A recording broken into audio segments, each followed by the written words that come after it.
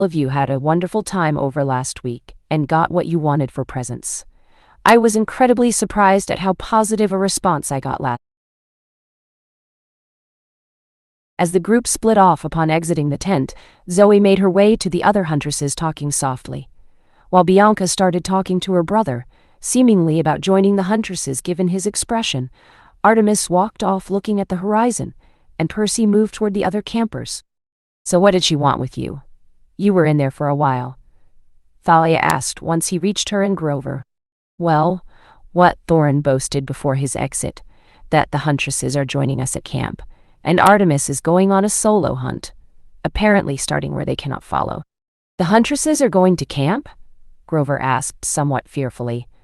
"Last time they came they burned down a cabin." "Well, yes, that's what I heard as well, but Artemis said Dionysus rebuilt the cabin. Hopefully that means everything is blown over by now," Percy responded. "Hopefully?" Thalia questioned, eyes narrowed. "Well, yeah, I'd rather not have any of the campers castrated if it's all the same to you," he joked. "True, they would do that," Thalia muttered. "What really? You really think that the huntresses go around castrating any male who looks at them?" Percy asked, baffled. "What would give you that idea?" "They hate men. Honestly, I'm surprised Artemis asked to see you at all. You saw how Zoe looked at you when she picked you up." "Yes, like I was an idiot who had no idea what was going on. Most people have that expression around me, Thalia," he snarked. "If I got upset about that, I could never be friends with Annabeth. She also had a degree of anger, but I did just yell at her mistress. She seems very protective of her," he responded. "Moving on," Grover loudly cut in. "Bianca joined Artemis then. Makes sense, an eternity with Artemis," he trailed off dreamily. "Satyrs. All of them are hopelessly in love with Artemis. Don't you get that she will never love you back?" Thalia demanded, descending into an argument with Grover. Percy walked off toward Nico, who by now had shifted from confused to angry and hurt. As he stormed off, she called out to him, putting her hand on his shoulder. Slapping her hand away, he gave her one last glare and walked past Percy. That could have gone better. Percy crouched down where Bianca had sunk after being rejected by Nico. "Did I make a mistake? I didn't think he would take it this hard. I try to be with him and he pushes me away. Then I go with this as the response." She looked at the older boy with tears. "I don't want him to hate me, but he needs to gain independence." "I can't answer that, only you can. But your timing might not have been the best." "You were the one who convinced me," she hissed out. "And now you say I shouldn't have?" "No. I stand by what I said. Artemis is the best option. But it was dropped on him along with everything else. He's trying to cling to his constant. He put out a hand to pull her up. Show him that you still care, you can still spend time with him. If any of the others complains about it, you can quote Artemis about the oath, and Zoe can back you up. I guess that's all I can do," she said forlornly. She pulled him toward where Zoe was. "Come on, let's go and meet someone new." As they walked over, they missed Thalia behind them, looking confused. "I told thou he formed a bond with us. If thou are worried about thine oath, Lady Artemis has already permitted it." Zoe was talking to a large girl who had a disbelieving expression on her face. Unlike the others, she had no knife strapped in easy reach. "Besides, I might end up swearing to your lady anyways." He jumped in. Both girls gave a start at the intrusion on their conversation. Bianca wanted to meet someone new. He explained for the questioning looks he received. "And you chose to follow her. You have no reason to be here," the other girl said. I might have pulled him along. Artemis made it seem like he should be friendly with us, so I just thought." Bianca spoke up somewhat sheepishly, looking down by the end of it. "Phoebe, enough. I has told thou hold thy trust until such time as it is broken," Zoe stated. "Fine. He can start by saying how he gained your trust. Neither you nor Artemis have favored someone this quickly in a long time." The now-named girl glared at Percy.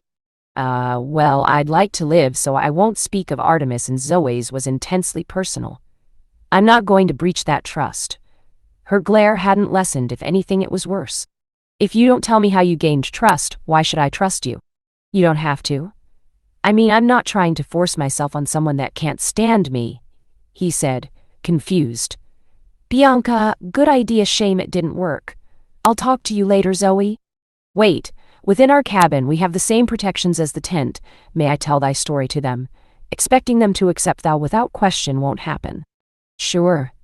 Just try to impress that I'd prefer it to be kept quiet. At least it should make what Artemis asked me easier.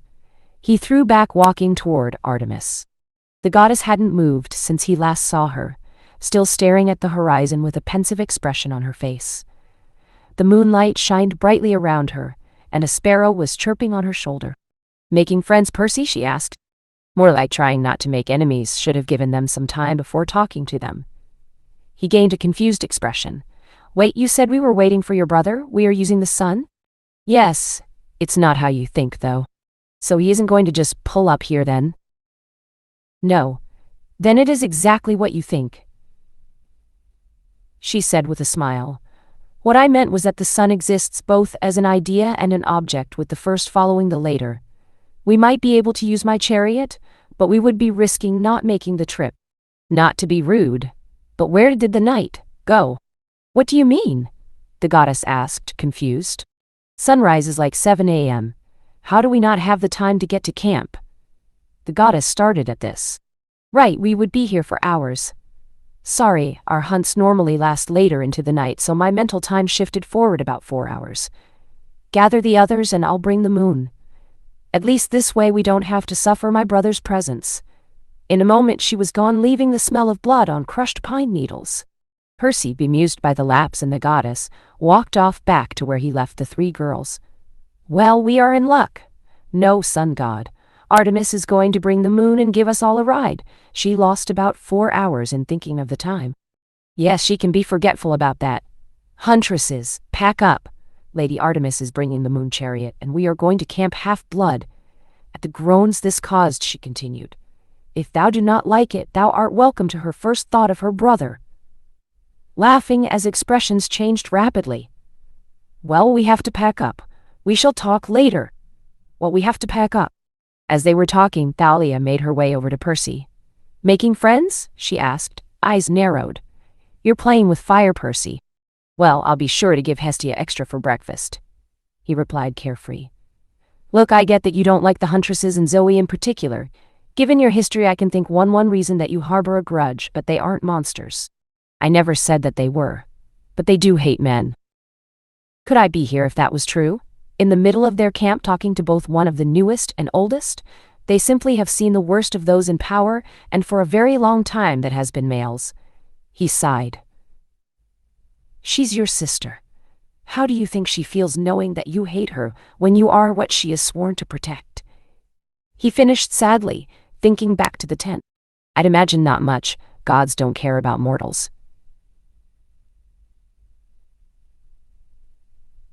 Other than rarely their kids, we are entertainment for them.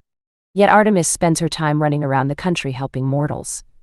Gods know how I'm going to handle her request if I can't get a maiden to think well of the huntresses. Exasperation lacing his voice. Well, I will help thou best I can, and Bianca can pout at them. The cuteness should handle all but the most determined. Zoe cut in after returning from packing. Percy gave a confused look that morphed into impressed at how camp had already been torn down and packed. Hey, I could do more. Maybe. She trailed off and began to prove Zoe's point. Wait, what did Artemis ask you to do? And why you, not one of the huntresses? Thalia cut in. Well, the huntresses trying to get camp to not flirt or escalate things with the huntresses would be counterproductive at best, I would imagine, he responded. While they had been talking, the clearing had begun to glow with moonlight as a silver chariot pulled by golden hinds appeared. Anyway, it would seem that our ride is here. Let's get going. With a flash, Artemis landed. Jumping out, she placed a hand on the chariot. In a flash, both the chariot and hinds had been replaced by a small shuttle bus. The huntresses all crowded the bus to load their bags. As everyone loaded, most of the huntresses moved to the back.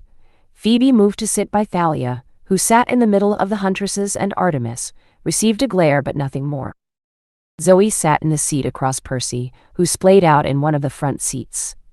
Bianca, while trying to sit with Nico, who had moved across Thalia, sighed when he moved to block her, finally ending up with a lone huntress. Finally, Grover, seeing that the seats closest to Artemis were taken, moved to the empty seat across Bianca. My lady, why don't thou take thy time to reach camp? Our arrival would still be earlier than using thy brother, and everyone can rest before camp. Zoe asked. The sooner I drop you off, the sooner I can start my hunt, Zoe.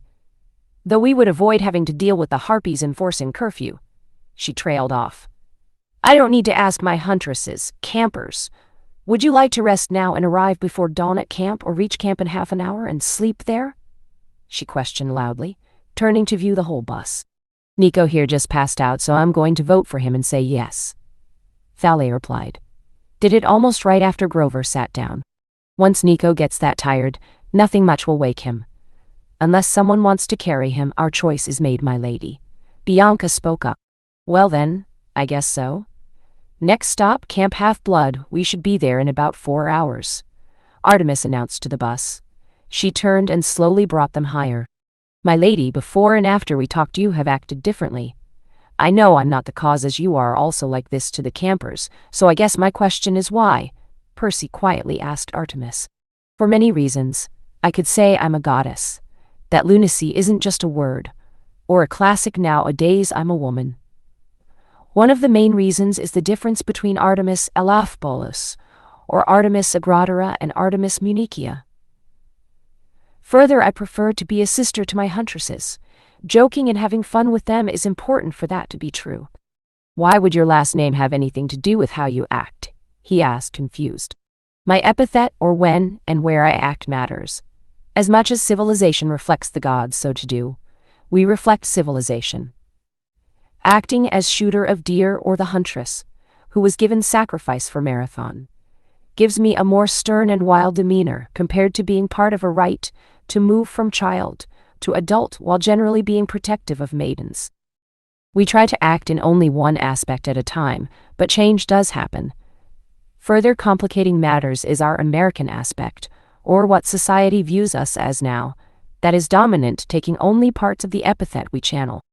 I'm very confused, Percy replied. Most often I act within Artemis Agratora, the huntress, which gives what you saw with Thorn, and while I was learning what he spoke. I was hunting, and we are at war. However, with my huntresses when not hunting, I'm not within Agratora, but protecting my conchfori and handmaidens, allowing me to be less stern. That really doesn't help much basket bearers. Not the best name for them, as they aren't leading a procession, but all could step into the role, as it requires both to be chaste and known as respectable and pure. I have even had some of my huntresses do that. Why, Zoe has been one twice. 3 times, my lady. Thou forgot when I was disguised as the original, when a Cyclops had taken her an hour before the procession. Zoe cut in. Anyway, Percy, thou should sleep. Finish healing thy wound. Thou will have much to do upon our arrival. I still don't understand what Artemis is talking about, though, Percy complained. To oversimplify it, Artemis the Hunter is different from Artemis the Protector, while all of them only influence Artemis the American. In each role, how I act is slightly different. Right. Well, I'm going to sleep on it and see if that helps me understand, he replied. While Percy slumbered, other pairings began to follow Nico in his lead. Thalia, after getting tired of Phoebe, turned over, closing her eyes.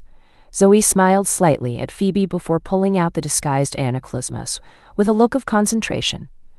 Once Grover stopped trying to engage those around him in conversation, he too fell asleep, but not before casting a worried look at Percy. As if letting out a breath, the huntresses relaxed after the last outsider was resting, and began to enter light slumbers, jerking awake should anyone move around them. The chariot slowly made its way across the sky and south. Most of the huntresses were already awake before they had reached camp, and started waking those that were not. Phoebe had woken Thalia, who had then proceeded to wake the other campers, though Percy had already been woken by Zoe. We're here, Artemis announced. I'll let you out and then head off on my hunt. Grover, go and inform Chiron that my huntresses will remain here for a time. Thalia, stay with Nico and show him around camp after the orientation video. Percy, you have your task? Thalia looked at Percy but grabbed Nico and started walking with Grover. Right, this will be fun. Hopefully no one is up yet, as I still have no idea how this might work. Percy mumbled. Perseus, lead us to our cabin, Zoe told Percy, gaining looks from the others. But Zoe, we already know where it is, Phoebe called out. Why do we need to follow the boy? though he'd already started walking to their cabin. Lady Artemis instructed Percy to try and maintain a calm atmosphere in camp. He can hardly do that if he is not around at least somewhat regularly, she explained, following. So he's going to stop us from retaliating toward campers. Why should we follow that? Phoebe called. With the agreement of some of the huntresses, all who stayed behind. Other than Our Lady orders? That isn't his task. Percy is to limit the campers' action to us. Still have no idea how I'm to do that, though, Percy complained. Well, thou could use Artemis's reputation. Say that she threatened thou. Zoe hesitantly replied. I would prefer not to, though. I don't like the reputation she has. It's wrong and I would like to change it. Claiming that she threatened me makes it hard to argue that she doesn't hate half her family for being born. Rather, she hates a portion of her family for being born. Rather, she hates a portion of her family due to their actions, he replied, frowning. He received some smiles from huntresses for this. Anyway, if you want to stand there holding your bags, that's your choice. Smiles from huntresses staying behind faded into scowls. So Perseus, why are you helping us? Phoebe asked. What besides the obvious fact that a goddess told me to do? He joked, getting a mix of chuckles and scowls. Well, I like her for one. At the glares he received, he quickly amended, not like that. She really wasn't joking. He mumbled to himself. No, as in I respect her and think that she is a decent person. While they had been talking, they had reached the cabins, and though were watched by campers, had not been approached. Very well. We have to accept it as Our Lady commanded you to help us, so we shall accept but verify as honestly it is easier for us, Phoebe conceded. Well, here we are. I'll leave you unpacking and go and get cleaned up, Percy said as he started walking toward the hearth at the center of the cabins, gaining some waves goodbye as he proceeded to walk toward his cabin. Upon entering the low-slung cabin, two things stood out, a silver box on the only nightstand in use and the gurgling of a water fountain that was forming a rainbow in the dawn's light. Percy looked confused at the fountain before turning toward the box, with a slight smile that faded when he took out Annabeth's Yankee cap. I'll get you back, he murmured, taking the note from the box. I won't have an ally and potential friend disarmed from my own actions. While I'm not of the sea to make you a blade, I can use our connection. The further your bonds to me tighten, the better the blade can match you. For now the fit should only be above average, but should you ever swear yourself to me, the result should match what you returned. I kept the enchanting similar to anaclysmas for familiarity. Inside was a beautiful fountain pen, with a mahogany finish and silver highlights. When Percy uncapped the pen, a blade not dissimilar to anaclysmas formed, but with a silvery metal like the huntress's arrows. Well, I suppose I should familiarize myself with it, Percy said, while walking out. Percy walked out and started toward Hermes' cabin. When he reached it, upon opening the door, he made his way to two boys that seemed to be twins. Stalls, I'm giving you a heads up, the huntresses of Artemis are here. Let's try to be welcoming to them, yeah. Make the best of the situation. Could you spread the word for your cabin? Well, we could, but why wouldn't we prank them? Connor asked. Yeah, imagine a whole new group to prank. So many options that we don't use on the campers are open to us now. Travis finished. Why don't you use them on the campers, and why would you use them on the huntresses? Well, for the most part, because the whole camp would turn on us if we used them. But with the huntresses, we would be cheered, Connor explained. Yes, you would be cheered before one of the most active goddess in protecting what is hers descends her wraith on you. Besides, you piss them off and your future siblings could feel their ire. Is it not easier and safer to just let them be? Or if necessary, not going above what you do to the random camper? After all, for the duration of their stay, they are considered campers. Fine. So long as they play nice, we'll do the same. But you owe us Percy, Travis conceded. Thanks, I really didn't want to threaten never to side with you cabin and capture the flag again, Percy said in relief. Well, I got to go and get similar agreements with the other cabins, he said, turning to walk out. Wait! Why are you trying to help them? You know they will always hate you, right? Travis shouted. I am aware of their views on males, yes. As for why, I was asked. By who? Travis asked. Who do you think? Artemis. Why would she ask you to make their stay easier? Connor piped up in question. Because the reason why the huntresses react so poorly to flirting or aggression is such that not much can be done about it quickly. She doesn't want the tension with the campers to rise. In truth, she would prefer it to lessen. And how do you know all of that? Connor questioned. Because I asked the same question you did, Percy replied. Later, I'll see you at lunch. Walking out into other cabins. Further negotiation with the cabins yielded similar results, with the exception being Ares' cabin, where hostility was agreed to be settled in the area or capture the flag at least. He walked to Artemis' cabin to deliver the news as the horn sounded for breakfast. Percy, we were about to speak about thou. Would thou like to come in and tell thy story? Zoe asked with a smile. Could I get a second for that? Not including Bianca, I'd rather not worsen their view of me. Oh, for her sake, get in here, Perseus. I'm giving you a chance, so don't run off, Phoebe shouted while pushing Zoe aside to stand at the door. Come. She grabbed Percy's arm and pulled him in. Well, before we start, I should tell you that so long as you play nice, the campers will too. As for flirting, so long as you first say no before escalating, they will accept it. I do now owe a lot of favors, though. That should be fun to deal with. But anyway, I don't mind giving an account of what went on. But first, Zoe, Bianca? Should I include your part? Well, why you started talking needs my part, so I don't mind, Bianca said. And everyone here knows my story. Thou need not fear revealing anything about me. Zoe followed. Well then, let's get to it then, huh? I suppose now that we have time, if you want, I can give a recap of what's happened the last 2 summers here for me. With nods, Percy began. Well, I suppose it started when I accidentally vaporized my pre-algebra teacher. What followed was a session of bonding and remembrance where the girls shared their favorite hunt in return. The session ended when loud growls echoed through the cabin. Well, I suppose that we should go and get some lunch then. Would you girls like to continue this later then? We should, but Bianca and the younger girls need to be trained. I don't think we will have time today. Phoebe replied. After breakfast tomorrow we should continue.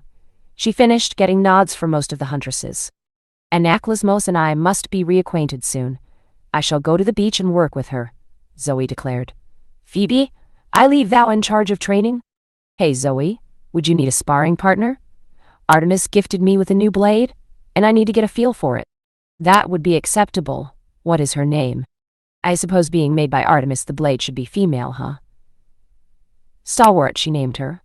I suppose from both how and what I am in relation to her. A fitting name. Thou will be our lady's advocate, and will always be unwavering in thy actions around that task. You expect me to swear? Then Zoe? Perseus, I just saw thou be unburdened while speaking with us. Thou has already begun to stop being so when thinking of leaving. Further, I saw how thou spoke to our lady. Thou wished to swear to her once thou learned that she would not be against thine inclusion. I expect that like a whirlpool our lady has thou in her grips, thy bond with her shall only strengthen. Zoe explained. Huntresses, let's get some food. Remember, let's try to keep it civil for Percy. From the sounds of it, he gave many favors to try and form a peace. We shall try to honor his word. Percy proceeded to lead the girls to the dining pavilion, where the camp had already gathered for lunch. Many curious stares were directed at him, talking animatedly with Zoe, seemingly with the goal of getting her to laugh, given some of his antics. As the huntresses gathered food and moved to the braziers, Percy started moving to his table with a plate of food. Perseus. Noise died down as Zoe addressed him. Where thou going? To Poseidon's table? He half asked. No, thou shalt sit with us. After all, our lady ordered thou to help diffuse tension, did she not? It would be hard sitting all the way over there. Sure. I guess that makes sense, he replied somewhat hesitantly. You do know we aren't supposed to sit at other tables though, right? Perseus. When our lady is gone and I speak for her, thou can sit here. Now will thou accept, or shalt I force thou to sit? She countered sweetly. No. No need to bother for me, I'll sit. He gulped as he sat at the Artemis table. Campers, Chiron called out. As you no doubt see, we are playing host to Artemis's huntresses for the time being. As such, we shall play our customary capture the flag game tomorrow night, he announced to cheers. Further, we have a new camper. Please welcome Nico D'Angelo to camp. Lunch moved on without too much fuss. Campers still looked over at Percy in confusion or envy. The huntresses acted like one big family, talking, laughing, and ignoring the looks they were receiving, while Percy was somewhat awkward with everyone staring at him and the huntress' mild attempts to include him. Percy, Why do thou reject conversing with the others? Mainly because I'm already being stared at. If we kept going from before, it would be so much worse. Further, the attempts are forced, and I'm not sure they truly wish to speak with me, or are asking because it is expected of them, he replied. Anyway, lunch is over, so let's go head to the beach, he quickly said, jumping up. Zoe followed him, face lined with amusement, to the beach. Go and practice, I need some quiet, while I interact with anachlismos, she declared while walking off to the side. Percy began to move through motions of combat after warming up with a swim. While his moves were awkward and overbalanced him at first, they began to smooth out in the second hour of practice, taking breaks in the water to cool down. 30 minutes later, Zoe opened her eyes and walked over to Percy, who was going through dodges at the moment. Percy, does thou wish to spar? I have not used a sword in many centuries, so thou would not have much challenge, however. She interrupted Percy after he came out of a roll. Sure, at least I can help you relearn to wield anachlismos. After all, that would be one of my duties. He smiled. Further, I'd imagine that your style is very different from what I normally fight against. After all, the huntresses are known for their speed. With that, Zoe flashed out a swipe toward his torso. Ducking under the swing, he stepped in, while pushing her swipe further with his blade, and shoulder checked her to the ground. She rolled with the push to spring back up. Widen your stance. I didn't put much force in that. Also, don't let me keep my blade on yours. While connected, the one deflecting has the most control over where your blade goes, he said, stepping forward for a diagonal downward strike. When she moved to block, he simply took a half step to strike further from the hilt, causing her wrist to rotate with the strike, necessitating her ducking under the strike. When you move to block, do so quickly, or I can change to counter you. It felt like you were trying to stop me dead. Don't. When you don't know your opponent's strength, deflect their strikes. Move my blade away from you, body, and move to counter much like a knife. You really are out of practice, huh? He questioned. Yes, the huntresses mostly try to avoid melee combat. Our strength is at range. Further, I never was very good at swordplay. I didn't have too much interest in learning. Finally, when learning a new blade at first, I try not to use what I know from others. After I know a little more how it's expected to be used, I begin to use what I know from other blades, she responded. Well, tomorrow we can go to the range so you can laugh at my attempts at archery then, he said with a laugh. Don't want you to be the only one needing help. After all, I need to learn to at least vaguely shoot toward the target. Indeed. Zoe smiled. Well, shall we continue? As an answer, Percy raced stalwart. They continued to spar for the next hour, after which Zoe had to step out, and instead showed Percy the starting exercises huntresses would be put through to help improve speed and stamina. The routine of sparring and resting went till dinner was called. Thy ability to rejuvenate with water is exceedingly useful, Percy, Zoe commented as they left the beach. While I do reach a limit that only rest can heal for training, it is very useful. Part of why I'm good with swords comes from the fact that every other day or so, I can live wielding one and get that much more practice than anyone else, he answered while collecting food. Thank thou for thy time today. Thou are a good teacher, she thanked before offering food to the fire. The biggest part was getting you to accept when you could use your knife skills with a sword and learning to adapt what can't. I'd say by the end of the week, you will have developed your style, and then you just need practice. Percy didn't even bother trying to sit elsewhere and followed Zoe to the other girls at Artemis' table. And so the lovebirds returned to our fold. Did you two have fun? Phoebe teased. All we did was spar and get a feel for our weapons, Phoebe, Percy said. Anyways, how was your day? Is everything mostly calm? He asked the teasing girl. Fine, and our fun, she pouted. But yes, everything was calm. Then we went and watched you and Zoe for a while as we were bored. And that's why you're teasing and not accusing. After all, we did just spend like 6 hours together where I thought we were alone. Phoebe, thou should not jest about such matters, Zoe warned. Don't worry about it, Zoe, it was all in good fun. Percy, we heard your offer of learning archery and all of us are excited to see your skill. Phoebe brushed off into more teasing. Great, an audience for my failures, he moaned. You are a lot more open now, he commented. We all talked and decided to try and include you. We think it has something to do with what Our Lady talked about and how intertwined you are with our bonds. We will all come down harder if you betray us, though. at this conversation lesson in favor of eating dinner. When dinner was over, Percy walked with the huntresses to their cabin. Waving good night, he proceeded toward his cabin to sleep for the night. First stopping to clean off from his time on the beach, he laid down on his bed, falling asleep almost at once, and started to dream. Well, this was an